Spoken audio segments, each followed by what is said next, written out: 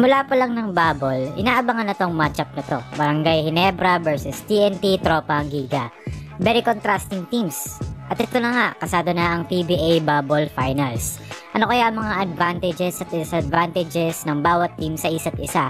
At ano yung mga kapag-angat sa kanila para manalo dito sa All Filipino? Nung huling tapatan ng dalawang teams na to, nanalo ang Ginebra with the score of 85-79. Naging malaking factor yung efficiency ng Ginebra, shooting 56% sa 2 points while making 8 threes. Compared sa 41% lang ng TNT with 5 threes made. Naging maganda yung matchup ni Stanley Pringle and Bobby Ray Park sa mga scorers, and yung Tenorio versus Castro naman sa veteran point guards nila. But for this finals matchup, yung huling tapatan kasi nila is not that really conclusive para mag-predict for this one. But I do think that of course yung main point of attack ng TNT is yung 3-point shooting nila, which is, alam mo yun, meron siyang mga disadvantages. Kagaya ng huling tapatan nila na quote-and-quote inalat daw yung shooting ng TNT. Yes, that's a factor talaga. Pero the big question kasi is how do you adjust in the specific situation na, alam mo yun, hindi nahuhulog yung mga tira mo. Pero pinakita nila yon sa closeout game nila kontra sa Phoenix nung Game 5. Kung saan first half, both teams talagang maalat. Pero TNT didn't force the issue at nagsimula na silang mag-penetrate sa loob to open up the floor.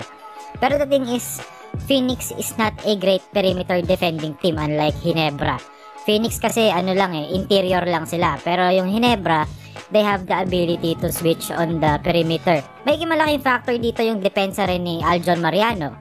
Isa sa mga strategy kasi ng Ginebra is itao si Aljon sa primary ball handler ng kalaban. And then sa unang pick and roll action, mag-i-switch sila. It's a smart move kasi si Aljon, he can guard both the perimeter and the paint.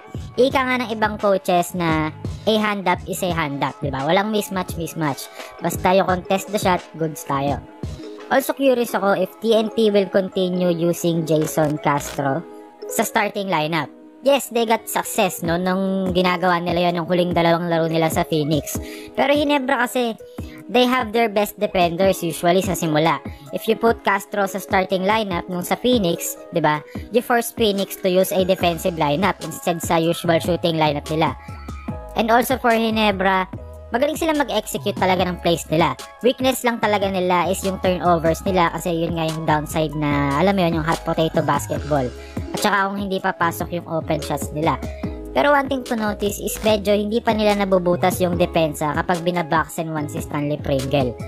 Curious ako on how they will adjust on that kasi TNT pa iba-iba rin ang depensa yan eh. I don't think Ginebra can straight run their triangle concepts dito sa series na to.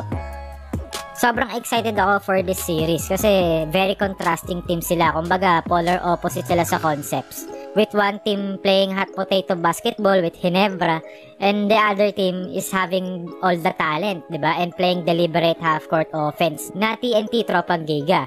I think if merong isang bagay na magpapaangat for each team, para sa Ginebra, yun yung mga transition attacks nila na kung saan hindi pa nakakaset yung half-court defense ng TNT, atakihin mo na.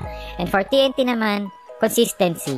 Kasi you can't live and die by the tree, especially if kalaban mo is very efficient, diba? Sa pag-execute ng offense nila.